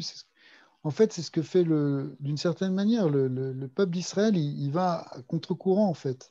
Encore une autre remarque, c'est que plus que tu veux être proche du Seigneur et voir sa gloire, comme ça a été le cas des sacrificateurs et surtout le grand sacrificateur, plus il fallait qu'il applique les limites pour lui, parce que quand tu as la liberté, soi-disant, de faire plus de choses que tu veux faire, ben, tu t'éloignes et donc tu vois pas beaucoup la gloire de Dieu. Tu peux juste comme savoir quelque chose de lui, puis avoir... Mais plus que tu veux t'approcher, veux pas, il faut que tu te limites. Veux pas que tu rentres dans certaines restrictions volontairement. C'est pas parce que quelqu'un qui t'impose, mais parce que si tu veux, ben, tu vas faire. C'est comme avec les enfants, c'est Il la faut que même tu chose. sacrifies une partie de toi-même pour te rapprocher Oui, d'Hachem, bien sûr. exact. Exactement. C'est ça l'idée de sacrifice d'ailleurs. Le sacrifice qui est représenté par le sacrifice d'un animal.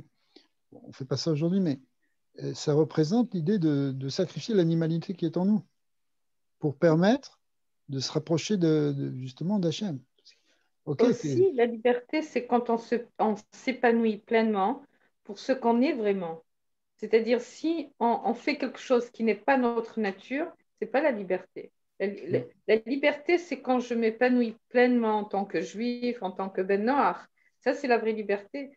Tant qu'on se cherche, on voit qu'on n'est pas libre. Et quand on se retrouve, on se dit, enfin, j'ai trouvé ma maison, j'ai trouvé ma terre, j'ai trouvé ma façon d'être vraiment. Et ça, c'est la vraie liberté. J'ai une question. Pourquoi la liberté, c'est de choisir la vie? Ça pourrait être autre chose. Pourquoi choisir la vie représente la plénitude de la liberté? Alors, est-ce que quelqu'un veut répondre? Sinon, j'ai une petite idée. Qu'est-ce que tu veux choisir à part la vie? Choisir la mort?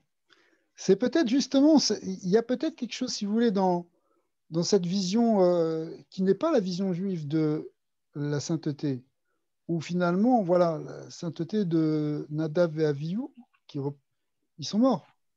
C'est-à-dire qu'ils n'ont pas choisi la vie dans ce monde. La vie telle qu'elle est considérée, telle qu'on la conçoit dans la Kabbalah, dans la philosophie juive, dans la Chassidoute, eh bien, en fait, la vraie source de vie, c'est Dieu.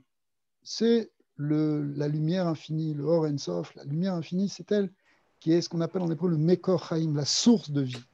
Et en fait, on apprend d'un verset qu'on est vivant quand on est proche de Dieu. Atem adevekim lachem, Chaim kulchem hayom. Si vous êtes proche de Dieu, si vous collez à Dieu, alors vous avez la vie. La vie, c'est la source divine. Mais en même temps, cette vie, elle doit s'incarner. Elle doit être dans ce monde. Elle doit être dans le monde physique. C'est pour ça que l'amour qui amène la mort, c'est pas une vision juive. L'amour amoré, c'est pas ça. On aime tellement Dieu qu'on veut mourir. Non, non, non, non. Ça, je m'excuse, mais on laisse ça pour d'autres personnes. L'amour d'Hachem, c'est le faire résider et lui laisser de la place dans ce monde. Oui, allez-y, Loulia. Après, je crois qu'il y a Francis aussi. Je pense que, pour répondre à France, c'est que pour moi, comment je comprends ça, c'est que tu aimes Dieu, et l'amour, c'est la même valeur numérique que 1. Donc, tu t'adhères, tu te colles, comme vous avez dit tantôt, tu te colles, tu choisis de ne pas être séparé, parce que la mort, c'est séparé de Dieu. Ouais. Pour moi, ce que je comprends, je choisis dans ma liberté, je choisis de vivre cette lumière-là, justement, dans sa conscience, dans sa volonté, parce qu'il génère cette volonté-là. Puis moi, je veux faire partie, vu que c'est lui qui a donné le souffle de vie pour mon âme. Donc, je veux rester quand même collé à lui. Et puis, pour moi, c'est ça ce que ça veut dire. Choisir, c'est ça la liberté pour moi, c'est d'être dans ma nature première. Parce que si j'accepte d'être séparée et d'être dans la nature de Yatzerara, ben, c'est pas ma première nature, ça va être complètement animal, puis je suis séparée de la vraie vie. Oui, pour moi, c'est ça. Excellent, absolument. Je n'ai pas très bien compris la question.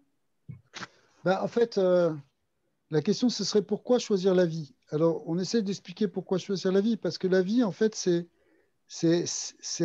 révéler notre propre essence, qui est en fait une essence divine. C'est-à-dire quand on est proche d'Hachem, quand on est dans une forme d'unité avec Dieu. Mais le point que je voulais préciser aussi, et vous êtes c'est très bien ce que vous dites, Loulia. Oui. Pardon, pourquoi poser une telle question? Ah, ça, je ne sais pas. C'est quoi la raison de la question? Bon, en tout cas, il y a un point que je voudrais peut-être préciser, peut-être ça va répondre aussi à votre question à vous, c'est que la vision du judaïsme de l'amour d'Hachem, puisque c'est ça qu'on a évoqué, c'est pas une vision fusionnelle où justement je vais mourir pour Dieu.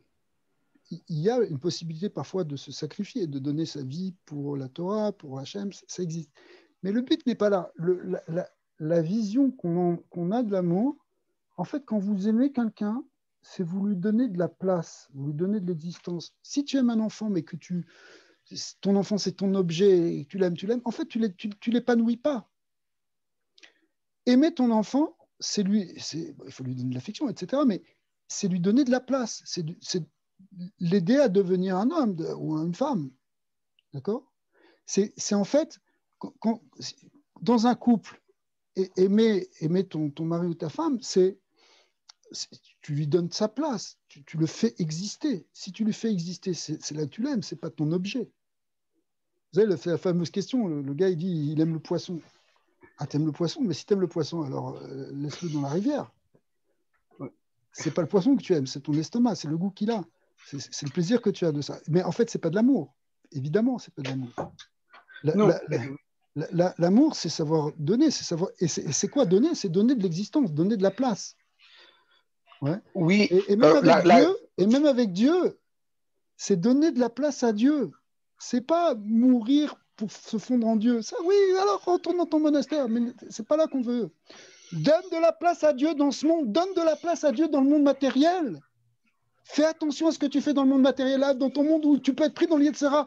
Là, tu fais un petit sacrifice de ton Yetzirah et tu laisses de la place à Dieu dans les choses de ce monde. Ça prouve que tu l'aimes. D'accord ? Et là, on peut trouver le Echad, que tu es un justement avec lui dans le monde matériel. Sinon, être un simplement dans le monde spirituel, il ne fallait pas venir dans ce monde. L'amour, la mort, là, on voit ça aussi dans certaines religions. Ce n'est pas du tout juif. L'amour, c'est la vie, ce n'est pas la mort. Ouais. Oui, merci beaucoup. La raison pour laquelle j'avais posé cette question-là, c'est parce que on vit dans un monde où est-ce que on est de plus en plus éloigné de la Torah, où est-ce que ce qui est bien et ce qui est bien maintenant est pas bon et ce qui est mal est bien. Et les gens sont confus et ils prennent la notion de la liberté et ils l'utilisent à n'importe à bon escient, ils l'utilisent n'importe comment. C'est la raison pour laquelle j'ai posé cette question-là. C'est pas vraiment une question, mais c'est une question aussi une très une question bonne question rhétorique. parce que ça permet justement de définir et de cerner un peu ici justement ce qu'est la vraie liberté en fait. La liberté, elle est justement dans le fait d'amener la vie dans ce monde, de choisir la vie en fait. Au fond, tous nos choix sont là. Ça veut dire, est-ce qu'on choisit le bien ou est-ce qu'on choisit le mal? Mais le bien et le mal, c'est est-ce qu'on choisit de donner de la vie, de l'existence, c'est ça le bien, ou le contraire? Bon, Francis, je crois que vous vouliez poser une question depuis le début, depuis un moment déjà. Je me souviens un peu de la question, mais c'est parce que ça peut faire un lien avec quelque chose que vous avez dit, mais c'est cette partie que j'ai oubliée. Mais en gros, je me demandais s'il y avait un lien à faire parce que vous parliez du sacrifice de l'animal, que c'est ça qui amenait une connexion, je pense que vous avez mentionné dans le monde spirituel. Oui, parce que bon, l'idée de sacrifier un animal, bon, c'est une question sur laquelle on peut réfléchir. D'ailleurs, même les maîtres se demandent si un jour ça va revenir ou pas. C'est pas une question si facile. Bon, mais l'idée, c'est que, en fait, symboliquement, on sacrifie l'animalité qui est en nous, le côté justement bestial qui est en nous. Si on arrive à le sacrifier, c'est-à-dire en fait le dominer, le transformer, le sublimer, si on arrive à faire ça, eh bien, c'est ça qui nous permet de révéler Dieu dans notre existence. C'est-à-dire que c'est très difficile de se comporter comme un animal avec nos pulsions et de laisser de la place à Dieu dans ta vie. Ma question, en fait, c'était vraiment, j'essayais de voir, est-ce qu'il y a une connexion à faire entre le sacrifice qu'Hachem a demandé à Abraham de faire avec Isaac versus les sacrifices animal? Alors ça, Parce c'est que la encore, notion de c'est encore, c'est encore peut-être encore un autre sujet, parce que c'est beaucoup plus qu'un sacrifice animal. Il y a une symbolique qui est encore plus profonde. Alors déjà, bon, c'est la fameuse question, c'est-à-dire que les sacrifices humains, c'est pas du tout quelque chose qui existe dans la Torah. Abraham, c'est le premier à avoir compris que c'était quelque chose qui était abominable pour Dieu, et il s'est battu toute sa vie pour lutter contre les pratiques idolâtres de sacrifices humains. Et puis tout d'un coup, vers le fait de sa vie, et il est déjà très âgé, et Dieu lui demande de sacrifier son fils. C'est quelque chose qui est un bouleversement total dans la conception. C'est un peu une des explications, parce qu'en fait, c'est quelque chose de très, très profond. Il faudrait faire un cours entier là-dessus pour voir tout ce qu'on peut en dire, et encore, on n'aurait jamais épuisé. Mais par rapport à ça, si vous voulez, on peut le voir comme le sacrifice que fait Abraham et qu'il ne va pas faire. C'est un faux sacrifice, en fait. C'est un test que Dieu lui demande, parce qu'il ne va jamais lui demander de tuer son fils. D'ailleurs, il ne lui a même pas demandé. Il lui a demandé de l'approcher sur un autel. Il ne lui a pas demandé de sacrifier. Mais en fait, si vous voulez, est-ce qu'on est capable de sacrifier nos croyances pour Hachem? Ça, c'est encore autre chose. Parce que tout ce que Abraham a cru pendant toute sa vie, maintenant, Dieu lui demande le contraire. Donc ça, c'est quelque chose qui est... Alors là, on touche quelque chose qui est encore plus... c'est complètement bouleversant. C'est comme si, je vous disais, tout ce que vous avez cru, tout ce qui vous a construit dans votre vie, maintenant, vous allez sacrifier, vous allez dire tout ça, ça valait rien. Alors qu'est-ce qui reste? Il reste une béance, un vide. Et en même temps, si vous voulez, c'est quelque part, des fois, c'est nécessaire de passer par quelque chose, ce genre d'expérience où tout d'un coup, on ne sait plus quoi penser, pour pouvoir monter de degré, pour pouvoir finalement dépasser nos croyances et nos limites, parce que nos croyances, ça peut être aussi des croyances qui nous limitent, pour pouvoir accéder justement à quelque chose qu'on n'attendait pas, qu'on ne savait pas. Mais attends, toute ma vie, j'ai cru ça. Non, laisse de ce côté. Peut-être tu vas découvrir quelque chose de complètement différent. Alors, quand on dit complètement différent, évidemment que ça n'a pas finalement changé sa vision par rapport au sacrifice humain. Le sacrifice humain, il reste de toute manière complètement interdit, etc. Mais malgré tout, il y a eu une brisure dans la croyance qui a permis de faire une ouverture vers l'infini. Bon, mais enfin, il faudrait développer tout ça. C'est encore un autre sujet. Est-ce qu'on Et c'est peut... forme d'humilité, bien sûr. Vous m'entendez?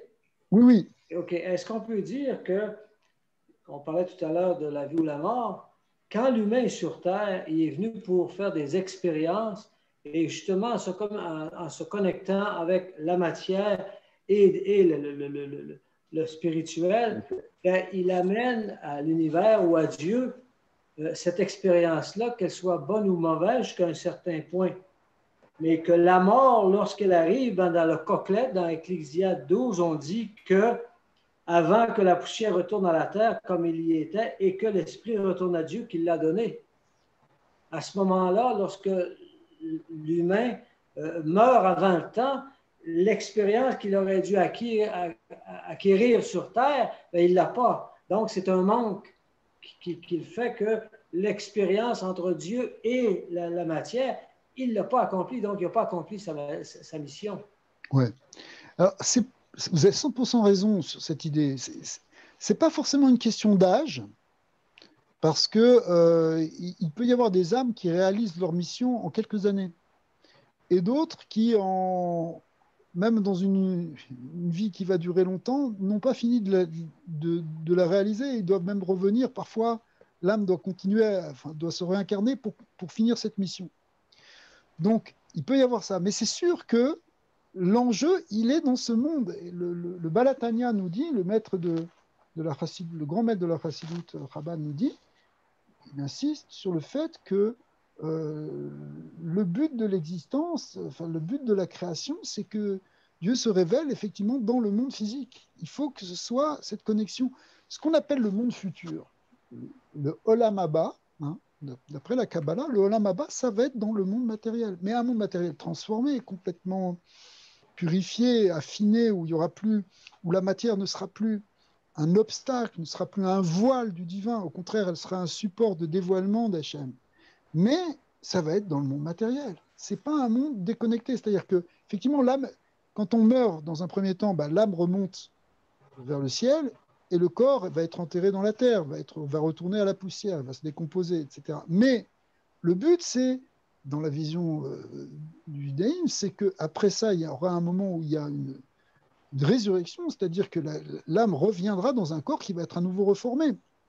Comment va se passer, etc., ça on ne sait pas, mais il y a cette idée que le monde futur, ce n'est pas un monde désincarné, c'est un monde dans le monde physique. C'est-à-dire le Olam Haba, c'est dans le monde physique. Ouais.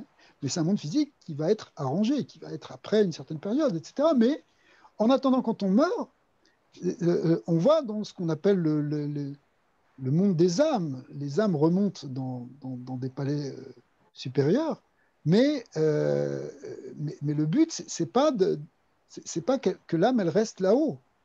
Encore une fois, ce n'est pas une vision juive. Merci, Rav. Un très bon cours. Merci beaucoup. Je vous en prie. J'espère qu'on va pouvoir continuer. Merci beaucoup. Avec plaisir. Merci Jean-François pour les préparations. Merci Hugo pour ta présence. Merci à tous d'être là. Merci à vous. J'espère qu'on va continuer. Merci. Plus en plus. Okay. J'avais une dernière question, mais par rapport à ce que vous avez dit dernièrement, parce que ça m'a juste mélangé ce que vous avez dit. Une sorte de clarification, ce n'est pas une question. Parce que vous avez parlé de réincarnation et résurrection, je ne vois pas comment ça va ensemble. Alors, Jean-François, est-ce que vous seriez d'accord qu'on fasse un cours qui parle de ça, un de ces quatre, comme on dit? Bien sûr, c'est sûr. Ce serait bien de parler de ça, parce que ça demande, France, ça demande pas mal de... Là, j'ai dit des choses sur un pied, mais ça demande effectivement pas mal de développement, et je pense qu'on va laisser ça pour une autre fois. Okay. Une bonne idée, mais c'est sûr que quelqu'un qui a un très fort arrière-plan chrétien que je respecte énormément, et c'est sûr que ça, des fois, ça peut le bouleverser un petit peu, mais dans la tradition thoraïque du terme, les Gilgulim, c'est ça le vrai terme, bref, les Gilgulim sont là pour nous faire évoluer. Exactement. On va en reparler. C'est un sujet très intéressant. Merci à tous alors. Merci infiniment.